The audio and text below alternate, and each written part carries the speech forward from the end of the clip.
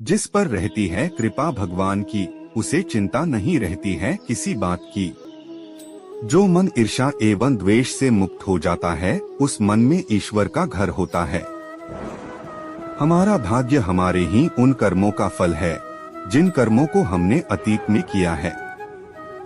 उसी तरह हम आज जो कर्म कर रहे हैं, वो हमारे आने वाले कल को निर्धारित करेंगे।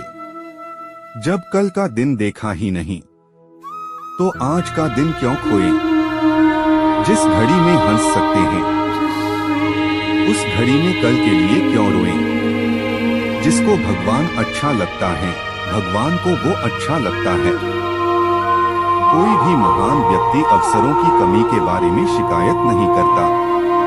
अधूरा ज्ञान, ज्ञान देने वाले और ज्ञान लेने वाले दोनों को नुकसान पहुंचाता। उपदेश वाणी से नहीं, आचरण से प्रस्तुत किया जाता है। प्रभु से यह मत कहो कि समस्या विकट है, बल्कि समस्या से कह दो कि प्रभु मेरे निकट हैं। जो बदलता है वो आगे बढ़ता है। आप सफलता तब तक नहीं प्राप्त कर सकते जब तक आप में असफल होने का साहस न हो। सफलता हमारा परिचय दुनिया को करवाती है और असफलता हमें दुनिया का परिचय करवाती है। जिंदगी की लंबाई नहीं, बल्कि गहराई मायने रखती है। जिसके पास जितना काम ज्ञान होगा, वो अपने ज्ञान के प्रति उतना ही जिद्दी होगा। अगर आप सही हो तो कुछ भी साबित करने की कोशिश मत करो, सब सही बने रहो। गवाही वक्त खुद दे देगा। शब्द मुफ्त में मिलते हैं, आप जैसा उपयोग करेंगे, वैसी कीमत चुकानी पड़ेगी। उम्र और जिंदगी में फर्क बस इतना है, जो गुरु बिन बीती वो उम्र, जो गुरु के साथ बीती वो जिंदगी। प्रभु से यह मत कहो कि समस्या विकट है, बल्कि समस्या से कह दो कि मेरे प्रभु मेरे निकट हैं। ईश्वर कभी भी आपकी संपत्ति को आधार नहीं मानता। ईश्वर केवल आपके कर्मों और कुकर्मों के आधार पर आपको फल देता है। मन चंचल और सफेद कपड़े की भांति होता है। इसे जिस रंग में डुबाओगे, इस पर वही रंग चढ़ जाएगा।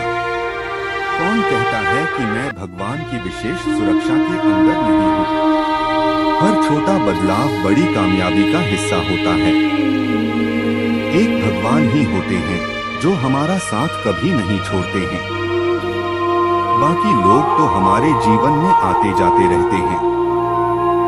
हर जीव, हर जंतु पर दया कीजिए, फिर चाहे उस जीव या जंतु ने आपको कितना ही हानि पहुंचाने का प्रयास किया। ईश्वर में आस्था है तो उलझनों में भी रास्ता है। दूसरों से नफरत करना, ईर्ष्या करना बहुत आसान है, परंतु प्रेम करना, सद्भाव रखना मुश्किल। अच्छी चीजों को पाना बहुत मुश्किल होता है, परंतु बुराई आसानी से प्राप्त हो जाती है। मनुष्य जब अपने मार्ग का अनुसरण करता है, तो वह स्वयं में सुधार करता है। अगर वह शांत हो जाए और कोई निर्णय लेने से पहले सुधार का इंतजार करे, तो वह कभी नहीं रहेगा। आपका मस्तिष्क भागने की कोशिश करता रहता है और उस स्तर पर जाने का प्रयास नहीं कर रहा है जहां गुरु ले जाना चाहते हैं, तुमको उठाना चाहते हैं। देती है खुशी से बढ़कर कोई स्वर्ग नहीं है, और निराशा से बढ़कर कोई दूसरा नरक नहीं है। मैं कुछ तो हूँ, क्योंकि ईश्वर कोई फालतू चीज नहीं बनाता है।